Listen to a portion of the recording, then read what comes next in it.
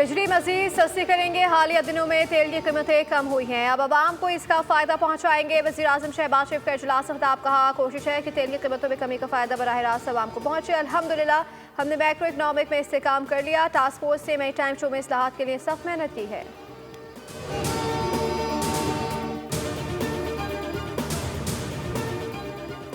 लाशों पर सियासत नहीं होगी, हमने ट्रैफिक हादसात को ख़त्म करना है। ये किसी की ज़ात और कौमियत का इशू नहीं, प्लॉट किसी जान का मुआवजा नहीं। मेयर कराची बैरिस्टर हैं लेकिन छोटी बात कर दी। गवर्नर सिंध कामरान टिसोरी की मलीर मुतासरीन के साथ मीडिया से गुफ्तगू। कहा ट्रैफिक हादसात हम नहीं रहे। मलीर के कामरान खुर्शीद और हलिया मरियम दोनों ट्रैफिक हादसे में चले गए। कराची का 80% मैंडेट रखने वाली जमात का गवर्नर हूँ।